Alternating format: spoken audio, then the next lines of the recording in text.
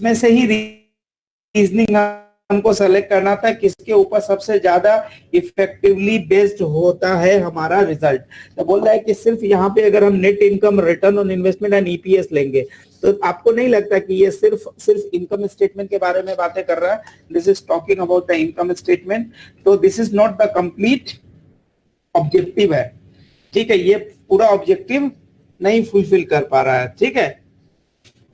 उसके बाद ये बोल रहा है,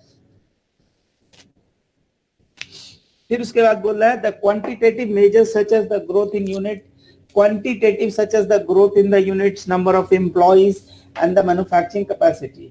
तो देखिए क्वांटिटेटिव एंड क्वालिटेटिव दोनों होने चाहिए। अगर आप एक अच्छा रिपोर्ट्स बनाना चाह रहे हैं, एक अच्छा प्लान डेवलप करना चाह रहे हैं बिजनेस के लिए, तो क्वांटिटेटिव प्लस क्वालिटेटिव दोनों इंफॉर्मेशन होने चाहिए। On the top financial information तो होने ही चाहिए।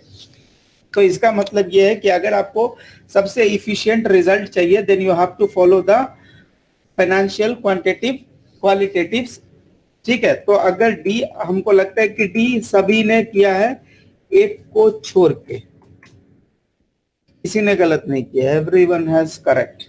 फिर बोला गया है कि which of the following best describe the role of the top management in the budgeting process. The top management जो होते हैं वो बजटिंग प्रोसेस में क्या करते हैं, वो सिर्फ अप्रूवल का काम नहीं करते बल्कि they have to be involve so that हमारा बजट कंप्लीशन का एक क्राइटेरिया होता है buy in of the management. Buy in का मतलब होता है कि उनको एग्री करवा लीजिए। तो जब वो एग्री कराएंगे इसका मतलब ये है कि वो उसमें इन्वॉल्व होंगे। If they will do something then only हम लोग का बजट जो है सक्सेसफुली कंप्लीट होगा, सक्सेसफुली रिजल्ट हम लोग को दे पाएगा। तो 2 का सी आई बिलीव सबने दे दिया, ठीक है। फिर 3 आ गए, 3 पे था कि the budget that describe the long term position, goals and objective. तो ये कोई स्ट्रेटेजिक टाइप के बजट थे, आई बिलीव स्ट्रेटेजिक बजट सबने दिया है। उसके बाद क्वेश्चन नंबर 4 पे आए थे, बोला गया था when developing a budget the external factor to consider in the planning is called. तो सबसे पहले बोला जा रहा है कि ये बोला है कि व्हेन डेवलपिंग अ बजट, जब हम डेवलप कर रहे हैं बजट को, the external factors to consider in planning is the, अगर बाहर वाले कंपनी का अगर कोई इंफॉर्मेशन अगर हमको कॉम्पिटिटर का लेना है तो कौन सा इंफॉर्मेशन लेंगे।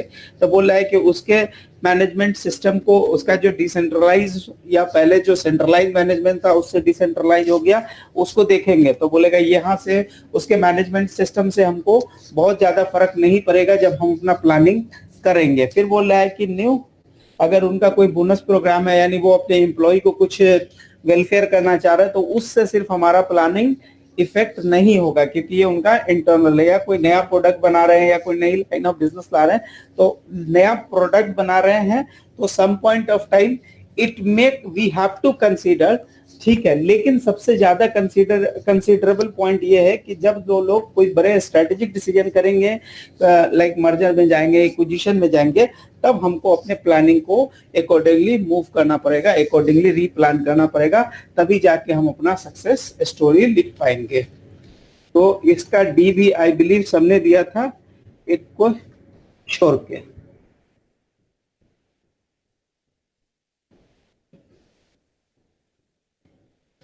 ठीक है। उसके बाद बात आता है कि when the budgets are used to evaluate the performance and set the limit, तो ये होता है। साथ में दिया हुआ द प्रोसेस ऑफ रिजल्टिंग, जो आपके वेरिएंस एनालिसिस के करने के पहले जो आप वेरिएंस को एडजस्ट करते हैं उसको हम क्या बोलते हैं। इसको हम लोग 3-4 बार कर चुके थे तो इसमें गलत होने के चांसेस नहीं थे, ठीक है। तो सबके सही आए हैं, nobody has done the mistake। फिर क्वेश्चन नंबर 6 बोल रहा था केलाल manufacturing currently uses the company only as a planning tool and they wanted to decide। तो ये वाला भी क्वेश्चन हमने पहले कर लिया था। तो 6 का डी, इस पे हमारा कुछ नहीं था। अगर हम चाहते हैं कि हमारा बजट अच्छा हो जाए, अगर हम चाहते हैं कि हम अपने रिजल्ट को अचीव करें, तो हमको सिर्फ बजट को प्लानिंग की तरह नहीं बल्कि मॉनिटरिंग टूल की तरह भी यूज करना पड़ेगा। सारा आपका ये गलती कैसे हो गया, आई डोंट नो ताहिर भाई, आपका गलती कैसे हो गया, because this question was already discussed. ये पिछला क्लास में भी ये वाला सवाल हमने डिस्कस किया था। फिर बोल रहा है the budgetary process should be the one of the budget. Sir इसका आंसर क्या होगा? इसकी आंसर्स होगी डी डी डी, क्योंकि आपके बजटिंग सिस्टम को अकाउंटिंग सिस्टम के साथ सिंक करना पड़ेगा, सिंक्रोनाइज करना पड़ेगा, उनको अलाइन करना पड़ेगा, क्योंकि बजटिंग जो सिर्फ एक प्लानिंग टूल नहीं है, बल्कि you are now thinking to make as a controlling tool. तो कंट्रोलिंग टूल तभी होगा जब वो अकाउंटिंग के साथ पैरेलल जाएगा। ठीक है, जिसमें हमने आपको दो तरीका बताया था कि ओरेकल पे कैसे बजट मेंटेन होता है, फिर साथ में कैसे बजट मेंटेन होता है। जो मैंने टाइप किया वो 6 का डी है। 6 का डी है। आपने डी टाइप किया? जी सर। हो सकता है मेरे से टाइपिंग एरर हो गया होगा। मैं यहाँ पे लिख दे रहा भाई, आंसर हाईलाइट करके भेज दूंगा।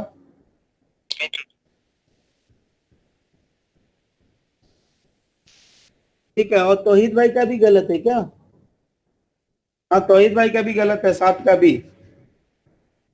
ठीक है, 7 का बी पता नहीं कैसे, क्या लिखा था जी आपने?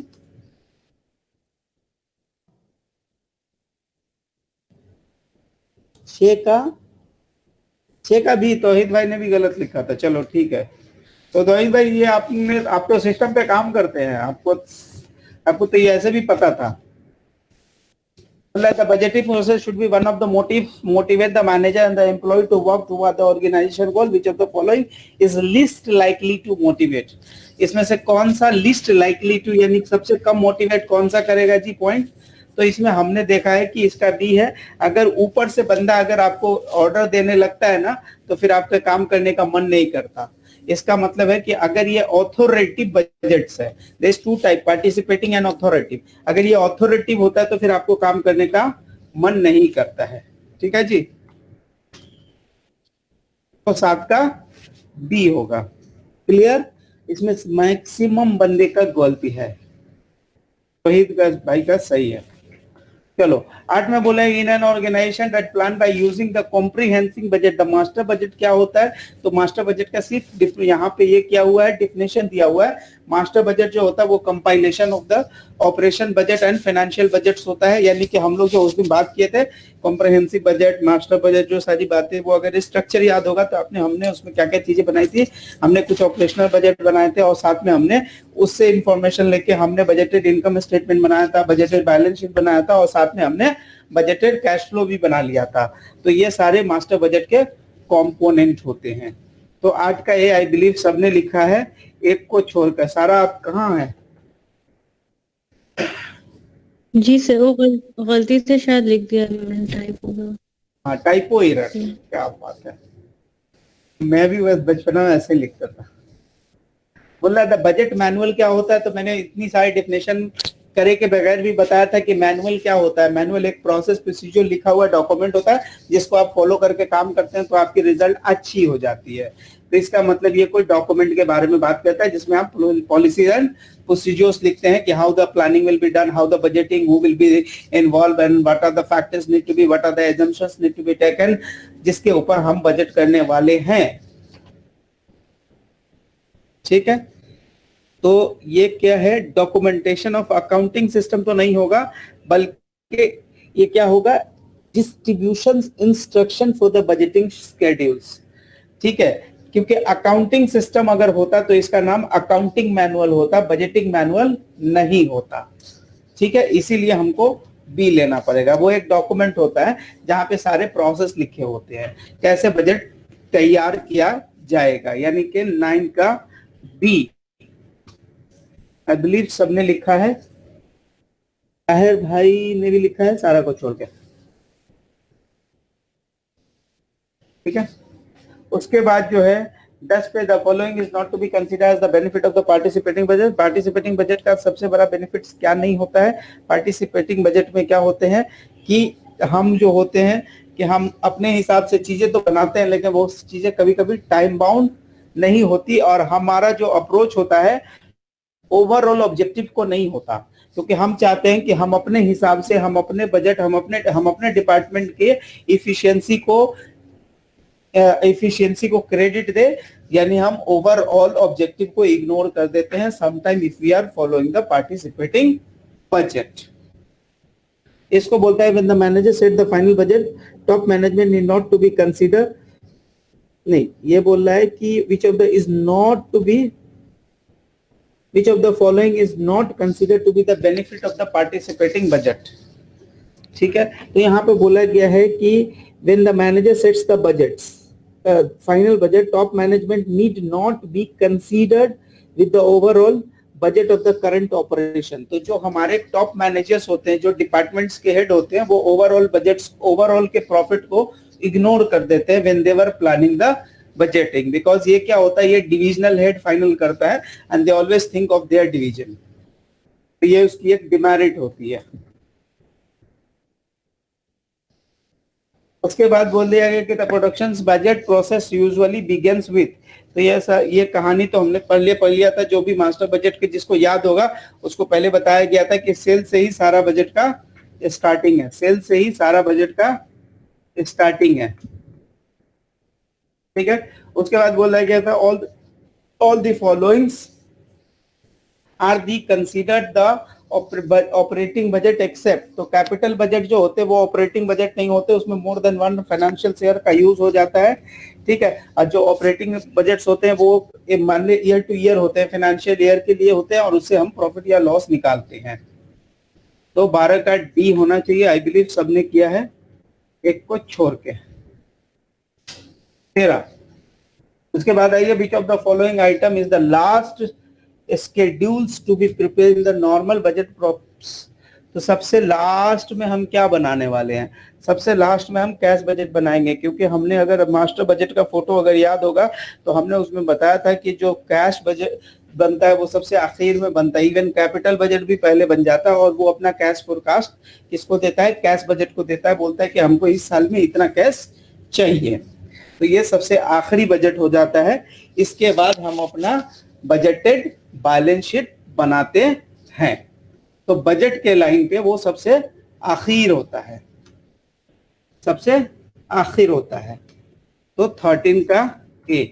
उसके बाद 14 में हमने देखा था कि 14 के बारे में बात किया था कि ये है, बोल दिया गया है कि एक बंदा है, for the month of December bottling expect to sell 12,500 case of cranberry sparkling water of 24 रुपये 80 पैसा एंड 33,000 लेमन ड्रीम कोला 32 रुपए and sales personal receive the 6% commission on each of the Cadbury sparkling water and 8% commission on each case of the lemon dream cola. In order to receive the commission on the product, the sale personnel team must meet the individual product revenue quota. The sale quota for Cadbury sparkling water is 500,000 and the sale quota for the lemon is 1 million. The commission कितना आएगा? तो अगर 14 का सी किसी ने निकाला है तो सही निकाला होगा, वरना मैं कैलकुलेशन बता दे रहा हूँ। रोशन भाई का कैलकुलेशन वाला मसला है, then I will tell him. तो सबसे पहले सुने कि आपने क्या एक्सपेक्ट किया है, आपने क्या एक्सपेक्ट किया है for the month of crystal clearing bottling expect to sell 12,500 case of cranberry sparkling water. तो 12,500, ठीक है जी, 24 रुपये 80 पैसा से।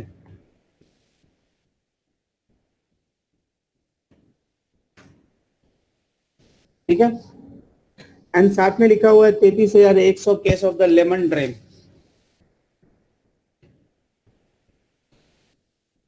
32 रुपया से।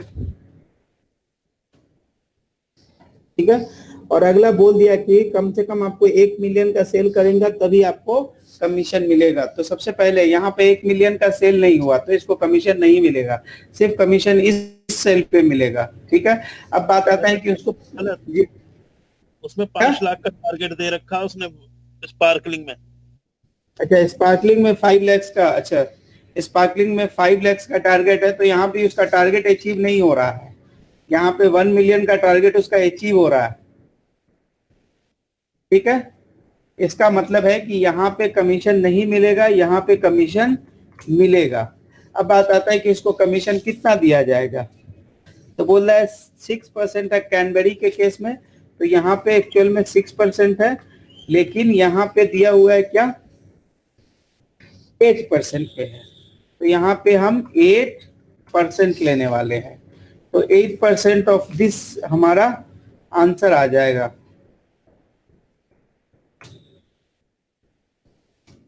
ठीक है। तो 84,736 का सिर्फ उसको कमीशन मिलेगा, दैट इज क्वेश्चन नंबर 14। ठीक है, क्वेश्चन नंबर 14 का जो आंसर बनेगा वो इस तरह से बनेगा, क्योंकि अगला को जो टारगेट दिया हुआ है वो टारगेट अचीव नहीं कर पा रहा है, वो टारगेट अचीव नहीं कर पा रहा है। ठीक है जी। 15 नंबर सवाल पे क्या था कि एक बंदा है जिसका उसको प्रोडक्शन बजट बना के देना है, वो भी जनवरी का प्रोडक्शन बजट। ठीक है, तो साथ में हमारे पास जो इन्फॉर्मेशन दिया हुआ है वो हम देखते हैं। तो सबसे पहले दिया हुआ है Daffy tunes manufacturing the toy rabbits moving, ठीक है, with the moving part of the built in voice box, projected sale दिया हुआ है आगे वाला 5 महीने का। तो जैन, फेब, मार्च, अप्रैल, मई तक का 5 महीने का सेल दिया हुआ है।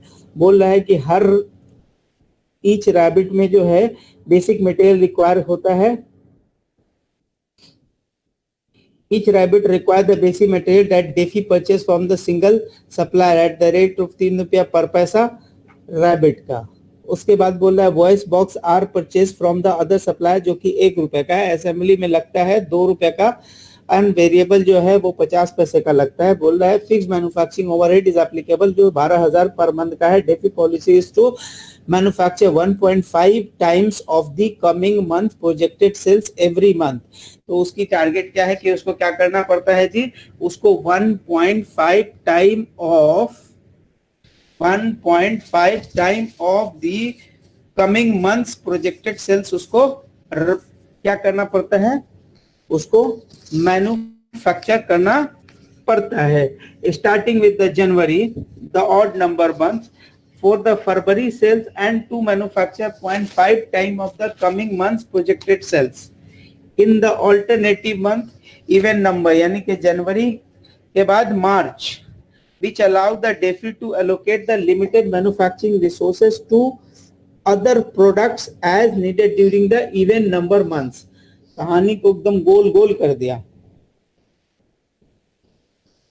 ठीक है, तो देखिए सबसे पहले ये बोल रहा है कि जो अगला मंथ है उसके सेल का 1.5 टाइम प्रोड्यूस करना पड़ता है, starting from the January and for February for the coming month sales every month starting from January, यानी odd number months, and for February sales and to manufacture 0.5 of the projected sales, यानी जनवरी में जब वो productions करेगा तो वो फरवरी के sales का 1.5 टाइम करेगा। जनवरी में जब वो प्रोडक्शन करेगा तो कमिंग मंथ यानी फरवरी के सेल्स का 1.5 टाइम करेगा। Is it? जनवरी में जब वो प्रोडक्शन करेगा तो वो फरवरी के सेल का 1.5 टाइम करेगा, यानी कि फरवरी का क्वेश्चन नंबर 15 पे फरवरी का सेल्स क्या है हमारा, फैब सेल्स इज 36,000। रूल के हिसाब से उसका प्रोडक्शन होता है फैब सेल्स मल्टीप्लाई बाय 1.5। इसका मतलब 36 को 1.5 से मल्टीप्लाई कर देगा, he will get 54,000 and that will be C answer. तो ये रहा हमारा, रोहित भाई ने बिना किए हुए किया था बिकॉज ही इज आउटसाइड, तो ये उन्होंने आंसर गलत किया था। चले अब बोल रहा है कि ये एक सवाल है क्वेश्चन नंबर 16 में बोल रहा है कि डेफी ट्यून्स मैन्युफैक्चरर्स जो है सारा इंफॉर्मेशन सही है, फिर भी एक बार देख लेते हैं। जैन टू मई तक इंफॉर्मेशन है। Each rabbit require the basic material of that DeFi purchase from the single supplier of 3 रुपया 50 पैसा वॉइस मॉल लगता है। हमको चाहिए कि डॉलर प्रोडक्शंस बजट बताना है। तो डॉलर प्रोडक्शंस बजट बनाने के लिए जब हमको ये पता चल गया कि उसको 54,000 बनाना है, तो नाउ क्वेश्चन नंबर 16 पे जब आएंगे, क्वेश्चन नंबर 16 पे जब हम आएंगे तो हमको पहले पर आइटम की कॉस्टिंग लेनी है, पर आइटम की कॉस्टिंग लेनी है। तो बोल रहा है कि हर रैबिट को बनाने पे, एक टॉय रैबिट बनाता है वो, हर रैबिट को बनाने में उसको क्या लगता है, उसको 3 रुपया डेफी परचेज या सिंगल सप्लायर से वो एक रॉ मटेरियल लगता है जो हर इसको रैबिट को बनाने में लगता है। इसका मतलब है कि he will write raw material कितने का, 3 रुपया 50 पैसे का, 3 रुपया 50 पैसे का रॉ मटेरियल लेगा। फिर उसके बाद बोल रहा है कि और जो वॉइस बॉक्स है जो दूसरे सप्लायर से लेगा उसका जो कॉस्टिंग बनता है वो कितना बनता है जी, वॉइस बॉक्स की कॉस्टिंग 1 रुपए की बनती है। फिर उसके बाद बोल रहा है कि असेंबली लेबर कॉस्ट जो है वो क्या है, 2 रुपए का लेबर कॉस्ट है, तो वो यहाँ पर लेबर कॉस्ट लगाएंगे 2 रुपये का। उसके बाद जो है लेबर कॉस्ट जब 2 रुपये लगाएंगे, साथ में उन्होंने बोला कि वेरिएबल कॉस्ट जो है मेरा 0.5 है, तो वेरिएबल कॉस्ट कितना है जी, 0.5 है। ईच मैन्युफैक्चर, उसके बाद लिखा हुआ है fixed manufacturing overhead applicable to the rabbit 12,000 रुपया पर प्रोडक्शन है।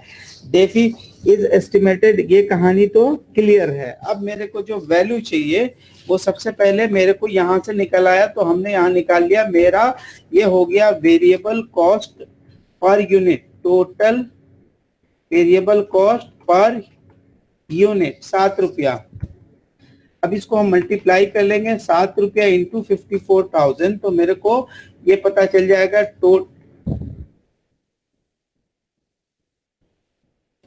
Total variable cost. और कैसी गलत है, वो उसमें जनवरी का निकाला है, इसके अंदर फरवरी का मांग रहा भाई। अच्छा ये फरवरी का मांग रहा है, तो फरवरी का करने के लिए मार्च के सेल का 0.5 मंथ चाहिए। तो सबसे पहले हम फैब में जब हम प्रोडक्शन निकालेंगे तो हम क्या करेंगे, मार्च का सेल्स हम लोग का कितना होता है, 33,000 होता है।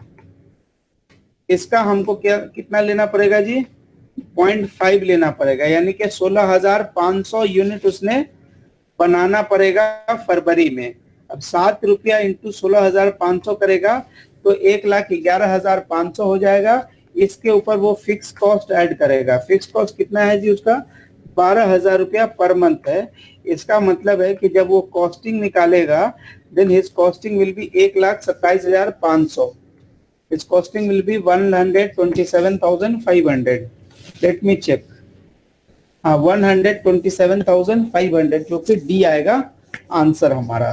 तो इस क्वेश्चन में जो थोड़ा सा ट्रिकी पार्ट था कि आपको ये कॉस्टिंग आना चाहिए, अगर ये कॉस्टिंग आप नहीं कर पाते हैं तो फिर मुश्किल है। That was the only tricky part. अब आप क्वेश्चन 15 को एक बार, 16 को एक बार अपने पास एक बार रीड करके देखें कि जो हमने किया है उसमें आपको कोई दिक्कत है तो बताएं।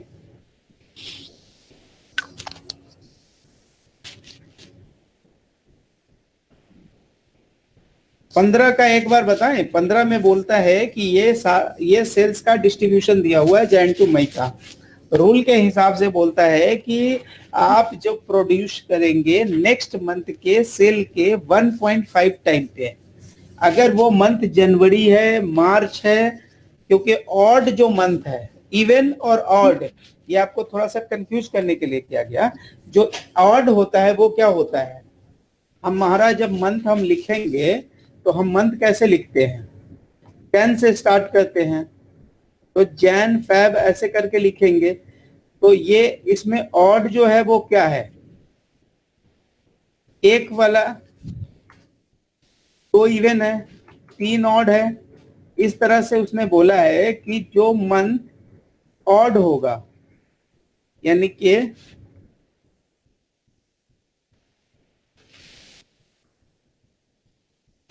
यानी 1, 3, 5, 7, 9, 11, ये जो मंथ होगा ना, ये जो मंथ होगा इसका जो प्रोडक्शन होगा वो होगा नेक्स्ट मंथ मल्टीप्लाई बाय 1.5,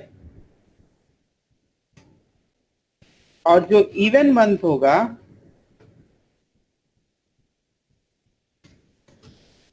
जो इवन मंथ होगा वो क्या होगा, next month sales multiply by 0.5। तो हमसे ये सवाल दोनों करवा लिया कि मैं आपकी अंडरस्टैंडिंग चेक करूं कि आपको लैंग्वेज समझ आता है कि नहीं।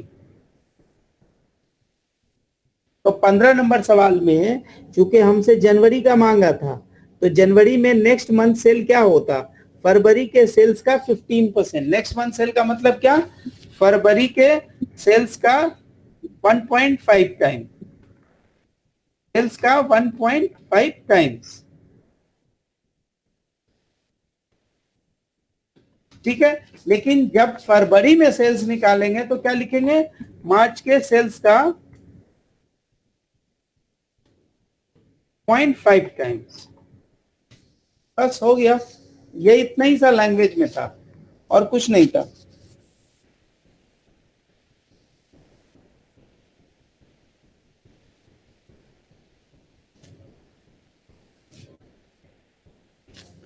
ठीक है,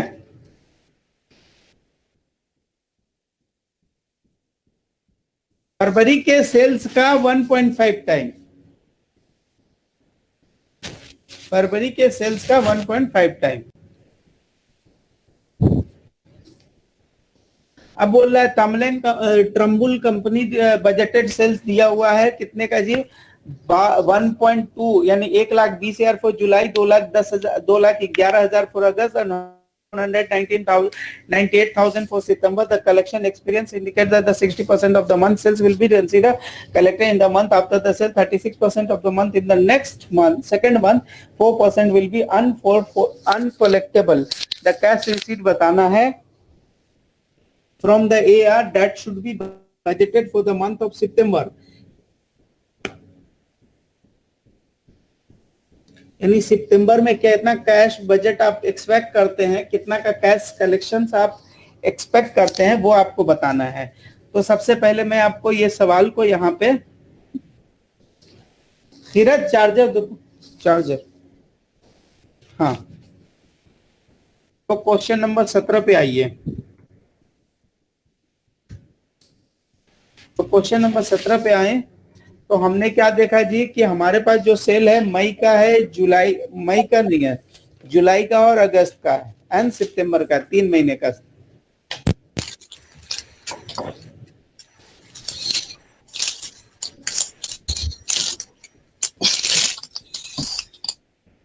हाँ, तो मैंने बोला जुलाई का है, अगस्त का है और सितंबर का है। ठीक है, बोल रहा है कि जुलाई रूल के हिसाब से क्या बोल रहा है कि collection indicate 60% of the budgeted sales would be collected the month sale after the sale, यानी जिस मंथ में सेल होगा उसके अगले महीना में आपको 60% मिल जाएगा। इसका मतलब ये जुलाई में जब पैसे आएंगे तो जुलाई का अपना सेल 0 होगा, लेकिन जुलाई का अगला पैसा यहाँ पे आएगा, ये जुलाई के सेल्स का है। ठीक है, उसके बाद 36% सिर्फ रिसीव होगा यहाँ पे जुलाई के सेल का। ठीक है, अब बात आएगी कि अगस्त के सेल का क्या करूंगा। तो अगस्त के सेल का अगस्त में 0 होगा और 0.6 हो जाएगा किसमें जी, सितंबर में। फिर आप बात पूछो सितंबर का क्या, बोला सितंबर का कुछ भी नहीं। तो हमारा जो जुलाई का सेल था कितने का, 120,000 का जुलाई का सेल था। तो अगर हमको जब हमको कलेक्शन लिखना पड़ेगा तो हम क्या लिखेंगे, मल्टीप्लाई बाय 36%। उसके बाद क्या, 2,11,000 फॉर अगस्त, तो 2,11,000 फॉर अगस्त, ये हम लोग का सेल है। अब अगस्त से हमको कितने मिलने वाले हैं जी, 0.60%। तो टोटल अगर हम सेल्स टोटल अगर कलेक्शन अगर हम फोरकास्ट करते हैं तो मेरे को कितना कलेक्शन फोरकास्ट करना पड़ेगा, 169,800 का कलेक्शन फोरकास्ट करना पड़ेगा इन द मंथ ऑफ सितंबर। हमको कलेक्शन कितना फोरकास्ट करना पड़ेगा, 169,800। तो हमारा आंसर आएगा ए। हमने क्या बोला, हमने बोला कि रूल बोलता है कि जिस मंथ में सेल कर रहे हो, जो आपकी जो टर्म्स है, टर्म्स बोलता है जिस मंथ में सेल कर रहे हो उस मंथ में कलेक्शन नहीं हो रहा, उसके नेक्स्ट मंथ में आपको 60% का कलेक्शन हो रहा, फिर उसके अगले महीना यानी कि सेकंड मंथ में आपको 36% का कलेक्शन हो रहा। इसका मतलब कि जो जुलाई का सेल हुआ होगा अगस्त में कुछ पैसा आएगा और बाकी कुछ पैसा सितंबर में आएगा। तो आपके टर्म्स के हिसाब से अगस्त में 60% पैसा आ जाएगा और सितंबर में जब वो पैसा आएगा तो कितना पैसा आएगा, 0.36 के बराबर पैसा आएगा, यानी 36% आएगा। और जो अगस्त में सेल होगा उसका आपको 60% सितंबर में पैसा रिसीव हो जाएगा। तो इस तरह हमको दोनों मंथ से कुछ पैसे आएंगे, लेकिन सितंबर के सेल से पैसे नहीं आएंगे। सितंबर के सेल का जब पहला पैसा आएगा and that will come in the month of October, subsequent month में पैसे आएंगे। इसका मतलब है कि जुलाई और अगस्त का हमको कैलकुलेशंस लेना पड़ेगा, जुलाई और अगस्त का कलेक्शन लेना पड़ेगा, ठीक है। फिर यहाँ पे हमसे बोला गया है क्वेश्चन नंबर 18 में, the controller of the Joyce company requested the quick estimate of the manufacturing supplies needed for the month of modern plan the month of July when the production is expected to be 4,70,000 units to meet the ending inventory requirement and sale of 470,000, ठीक है। उसके बाद हमारे पास दिया हुआ है, budget analyst ने कुछ इन्फॉर्मेशन आपको दिया हुआ है, बोला है मार्च में, अप्रैल में, मई में आपके पास कुछ इन्फॉर्मेशन है। इसमें से बोला है कि आपको using the data and the high cost method में हमको कॉस्ट ऑफ मैन्युफैक्चरिंग बताना है कि मेरा के मैन्युफैक्चरिंग का कॉस्ट कितना आएगा, मेरे मैन्युफैक्चरिंग का कॉस्ट कितना आएगा, कब, सब जुलाई में जो हम सप्लाई करेंगे, the estimated needed manufacturing supply for the month of जुलाई, तो जुलाई में मेरे सप्लाई का कॉस्ट क्या आएगा, ठीक है। तो सबसे पहले उसने बोला है कि भाई आपको क्या करना है, बोला है कि जो है ही सप्लाई नीडेड, उसको इतना चाहिए फॉर द मंथ ऑफ जुलाई कि उसको 470 इन्वेंट्री में रखना है और सेल 475 का उसको इंश्योर करना है। इसका मतलब जब वो 470 अप्रैल मई जून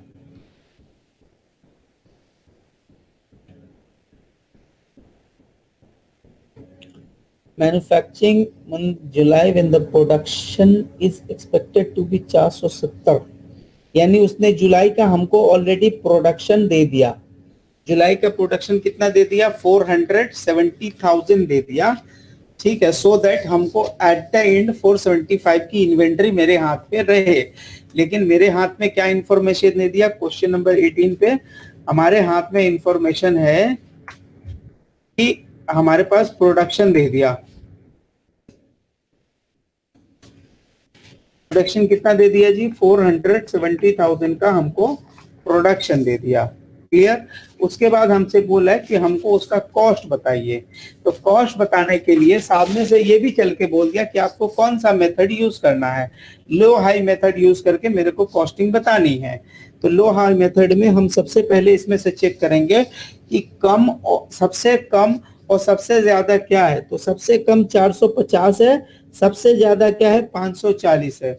तो सबसे कम जो यूनिट का लेवल है, यूनिट है वो कितना है, 450 का है, 450 है। इसका हमारा टोटल कॉस्ट दिया हुआ है, टोटल कॉस्ट कितना दिया हुआ है, 723,060। उसके बाद सबसे ऊपर का लेना है, सबसे बड़ा कितना है 54,000 सबसे ऊपर पे है। इसका हमारे पास कॉस्ट दिया हुआ है कितना का, 853,650। तो हमने क्या निकालना है, हमारा जो फार्मूला होता है वो होता है वेरिएबल कॉस्ट पर यूनिट का फार्मूला होता है difference in cost divide by difference in unit. अब हमने यहाँ पे डिफरेंस इन कॉस्ट निकालना है, डिफरेंस इन कॉस्ट निकालना है। तो डिफरेंस इन कॉस्ट जो होगा वो क्या होगा, दिस माइनस दिस। साथ में हमको निकालना है difference in unit.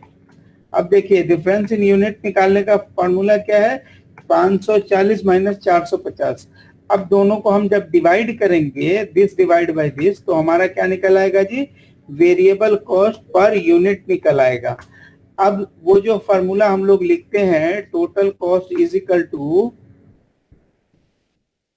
A plus B X लिखते हैं, ठीक है, उसी रूल को अप्लाई करते हुए। तो हमको यहाँ पर फिक्स कॉस्ट नहीं पता है, तो हम इस फार्मूला के हिसाब से हम अपना फिक्स कॉस्ट निकालेंगे। तो सबसे पहले लिखेंगे कि मेरा टोटल कॉस्ट कितना है, हम यहाँ लिखेंगे 7,23,500। अब लिखेंगे is equal to fix cost plus ₹1.45 multiply by 450,000। ठीक है, अब हम इसको सिंप्लीफाई करने जाएंगे। इसका मतलब हम क्या लिखेंगे, 723,000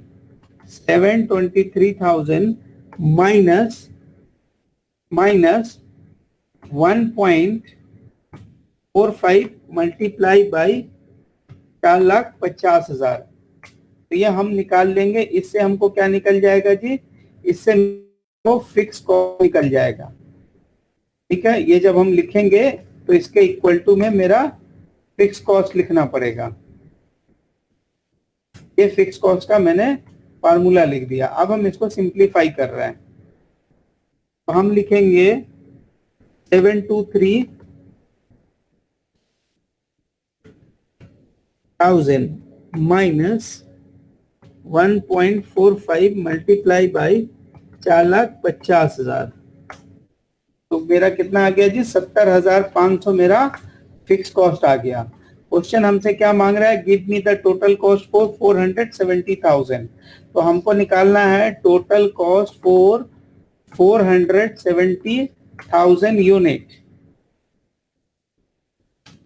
तो हम कैसे निकालेंगे 470,000 यूनिट का, तो हम लिखेंगे 70,500 प्लस ₹1.45 मल्टीप्लाई बाई 470,000। अब हम इसको सिंप्लीफाई करेंगे तो हमारा टोटल कॉस्ट आ गया 7,52,000 हमारा कॉस्ट आ गया, जो कि डी है। एक बार फिर से मैं पूरा सवाल को बताता हूँ। लो हाई मेथड में सबसे पहला काम आपको निकालना होता है वेरिएबल कॉस्ट पर यूनिट, जिसका फॉर्मूला होता है difference in cost divide by difference in unit. तो डिफरेंस इन कॉस्ट हमने निकाल लिया। तो कैसे निकाला जी, 853,560 माइनस 723,060। फिर उसके बाद डिफरेंस इन यूनिट कैसे निकाला जी, तो हमने 540 माइनस 450 किया तो डिफरेंस इन यूनिट निकल गया। अब हमने दोनों को डिवाइड करा तो हमारा क्या निकल गया, वेरिएबल कॉस्ट पर यूनिट निकल गया। फिर मैंने आपको एक रूल बताया है, एक इक्वेशन होता है कि total cost is equal to fix cost plus total variable cost, यानी कि A plus B X, Y is equal to A plus B X. यहाँ पे जो वाई होता है वो आपका टोटल कॉस्ट होता है। फिर मैंने टोटल कॉस्ट पर से ये लिखा है, एक इक्वेशन बनाया कि 723,060 is equal to fix cost plus 1.5 multiply by 4,50,000 unit. फिर मैंने उसको क्या किया, उसको सिंप्लीफाई किया तो मेरा फिक्स कॉस्ट आया 70,500। फिर मैंने टोटल कॉस्ट निकाला फॉर 470,000 यूनिट के लिए, तो मैंने लिखा fix cost plus variable cost 1.45 multiply by 470,000 the amount of unit produce. फिर उसको सिंप्लीफाई किया तो हमारा टोटल कॉस्ट आ गया जी, टोटल कॉस्ट हमारा कितना आएगा, 7,52,000 का हमारा टोटल कॉस्ट आ गया। तो इस तरह से आपको आंसर्स निकालने हैं।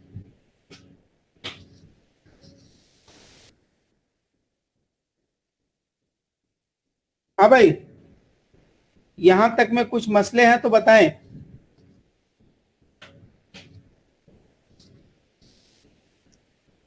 नहीं सही है भाई। ताहिर भाई कुछ आपके, नहीं सही है सर। सर, सही।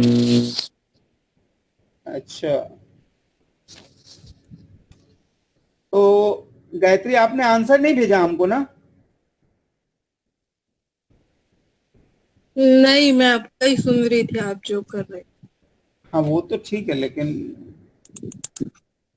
ये 33 तक अब आपको बना के 1 घंटा के अंदर में भेजना है। 15 to 33 ना। ठीक है, अब ये 19 नंबर सवाल आप लोग बनाए, फिर 20 हम बताएंगे।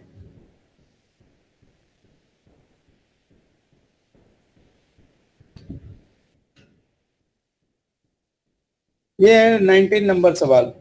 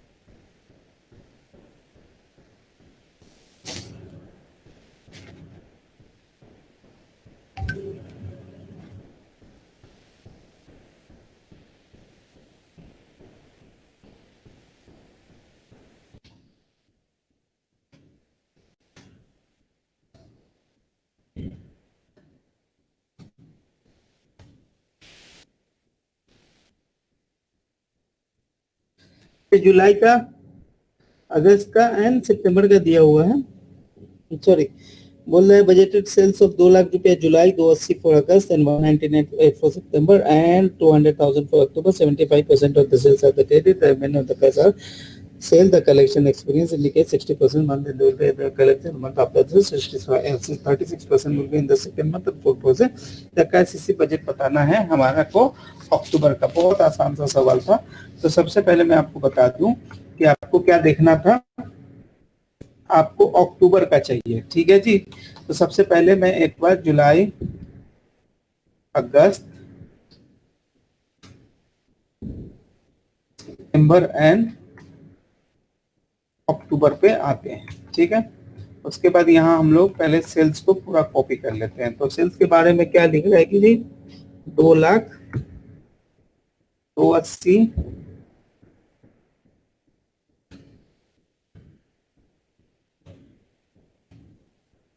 198, उसके बाद 200,000 फॉर अक्टूबर. ये हो गया सेल्स का, ये वैल्यू हो गया. अब इस पे बोल दिया था कि कैश सेल्स क्या है जी. कैश सेल्स के बारे में क्वेश्चन ने बोल दिया कि 25% कैश सेल है. तो 25% जो है मैंने निकाल लेनी है. तो इसका मतलब इसका सॉरी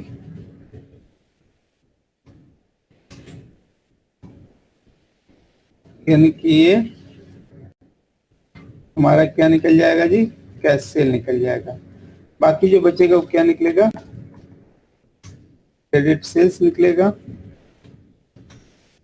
क्रेडिट सेल्स का मतलब दिस माइनस दिस होएगा, ये मेरा क्रेडिट सेल्स निकल जाएगा. ये हो गया. आगे क्रेडिट सेल्स के मामले में क्लियर है. बोल रहा है कि 60% of the budgeted credit sales month after the sale, यानी 60% मंथ आफ्टर द सेल, यानी कि इसका 60% मिलेगा. ठीक है, मंथ आफ्टर द सेल. उसके बाद 36% सेकेंड मंथ, यानी कि इसका 36%. ठीक है, हो गया. और तो कुछ नहीं चाहिए. यानी कि अगर हमको अक्टूबर का कैश कलेक्शन चाहिए होगा तो हम बोलेंगे कि भाई मैंने तो कैश में बेच लिया था, फिर उसके बाद ये फिर उसके बाद ये. यानी अगर हमसे बोला कि टोटल कैश रिसीप्ट बताना है तो cash receipt include cash cell plus collection from customer. तो स्पेसिफिकली अगर कलेक्शन फ्रॉम कस्टमर बोलता तो फिर हम ये अमाउंट बताते. लेकिन अगला मांग रहा है टोटल कैश रिसीप्ट बताइए, टोटल कैश रिसीप्ट. तो टोटल मतलब टोटल कैश रिसीप्ट में अपना करंट मंथ का सेल प्लस लास्ट मंथ का कलेक्शन. तो ये करेंगे, हमारा आंसर आ जाएगा 2,14,700. किसी का भी आया था क्या, किसी ने कोशिश करा था क्या? एग्जैक्ट आंसर ठीक है, नहीं आया सर. मतलब सम है समवेयर. हाँ, आपका तो आ गया था, देख लिया मैंने. ठीक है. अभी एक छोटा सा काम ये है कि अभी मैं बैठा हूं, बाकी के जो 10-12 सवाल है ना, 11 सवाल बचते हैं या 12 सवाल, वो आपको करके देना है, अभी देना है.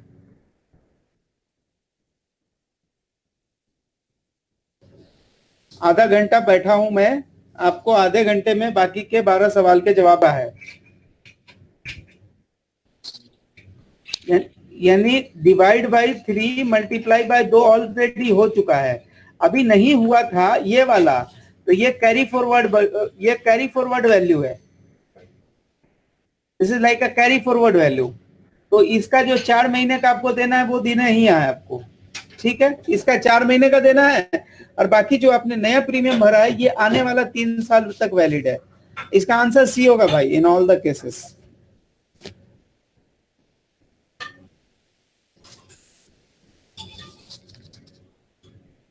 तो इस भाई आपके पास आंसर है क्या? सर बोले बोले ये बोले। आप क्वेश्चन पे वापस से जो कैलकुलेशन किया, हाँ जी, लीजिए ना, यही कैलकुलेशन है। ये जो है ये 7,800 कैसे आया? ये आ रहा है इसके 23,400 का डिवाइड बाई 3।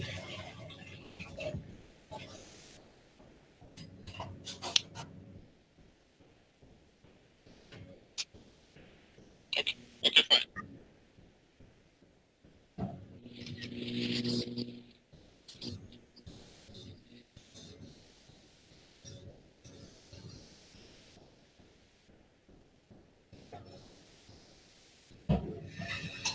इसने 9,000 को 2 बार लिखा है, प्रीपेड इंश्योरेंस। अरे उसको छोड़ दे, वो सी होगा आंसर।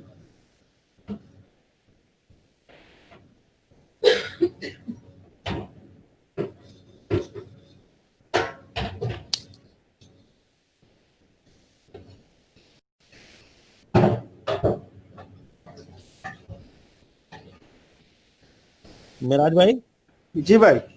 ये जो 2600, 19, 200 वाली फिगर है, ये कहाँ से आई? कहाँ? आपके कर्सर के बराबर में। ये आई ना ऐसे 4 महीना के लिए।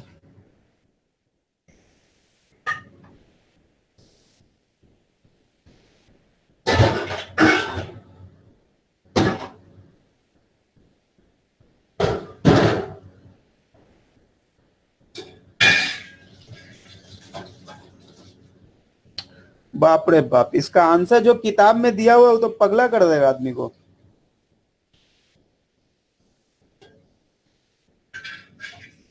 It is so easy question, but book has given so lengthy answer. See, ये है बुक का आंसर। आंसर सी है।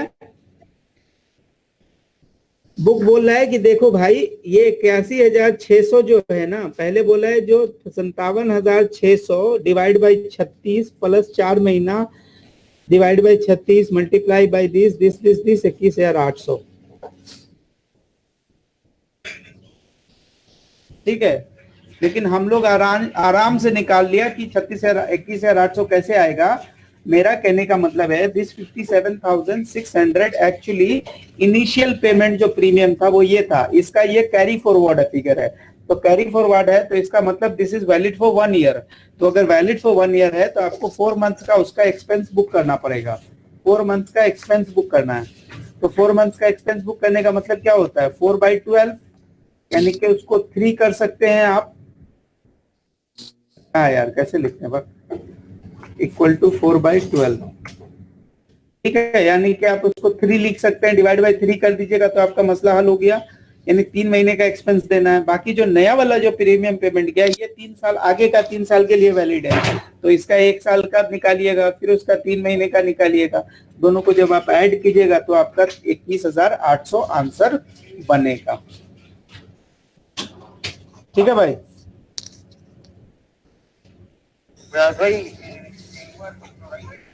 दोहरा दिया भाई, अब कितना दोहराऊं? तौहीद भाई दोहरा दिया, बहुत दोहराया। अब आपको समझना है क्योंकि ये बेसिक क्लास में भी यूकेजी या एलकेजी के बराबर का मैथमेटिक्स होगा।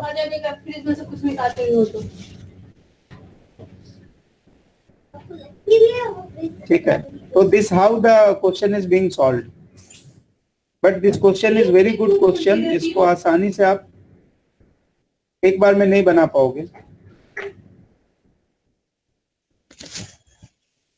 ठीक है, बाकी कब हो गया भाई? 19 से लेके 33 हो गया। 19 to 33. Please send me. I am waiting.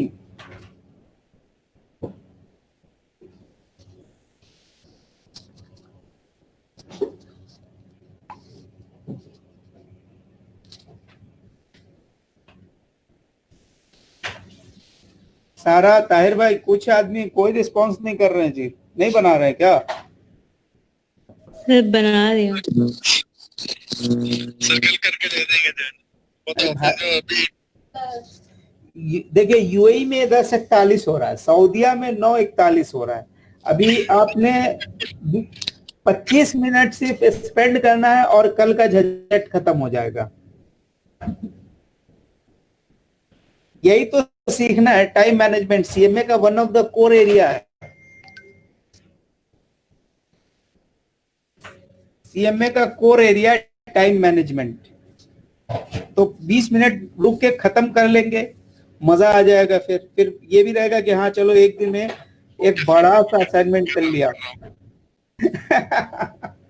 जल्दी। रोशन भाई ने तो बगल में वो ले लिए होंगे कचौड़ी, और चल रहा है एक तरफ सवाल एक तरफ वो कचौड़ी।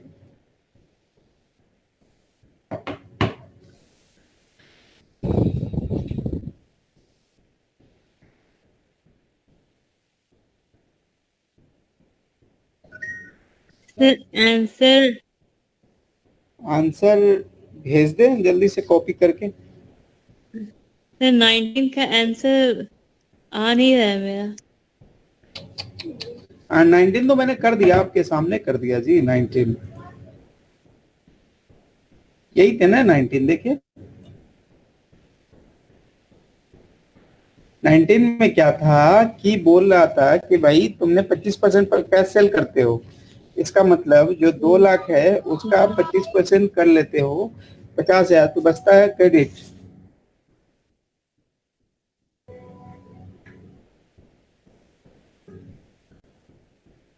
ठीक है, उसके बाद इधर में भी सेम फंडा, सेम फंडा। अब देखो, अक्टूबर का कलेक्शन पूछ रहा था, तो अक्टूबर में पैसे आएंगे कहाँ से? सितंबर से आएंगे। सितंबर से 60% हो रहा, और बाकी जो पैसे कहाँ से आएंगे? अगस्त से आएंगे। अगस्त से 36% हो रहा।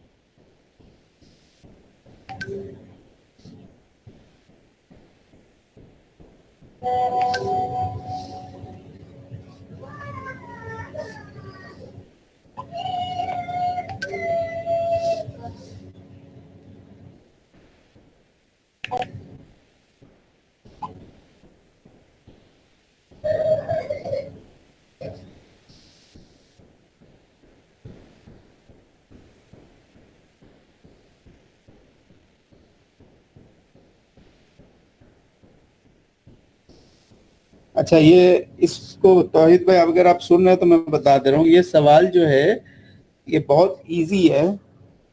एक आपने क्या किया, आपने उसको सेल्स रिकॉर्ड नहीं किया। सेल्स रिकॉर्ड नहीं किया इसका मतलब ये हुआ, ना आपका रेवेन्यू रिकॉर्ड हुआ, ना आपका एआर रिकॉर्ड हुआ, बल्कि उल्टा साइड में क्या हो गया, आपका इन्वेंट्री इन्फ्लेटेड है। ठीक है, तो 3 इम्पैक्ट बन गए, यानी कि एआर भी अंडर स्टेटेड है, सेल्स भी अंडर स्टेटेड है, लेकिन इन्वेंट्री ओवर स्टेटेड है।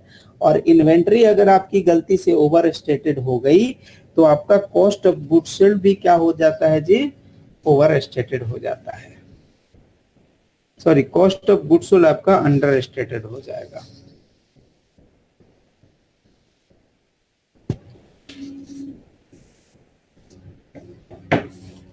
Cost of goods sold under stated हो जाएगा। ये बहुत इजी सा बात था, बट आपने उसको इतना कॉम्प्लेक्स बना रखा है।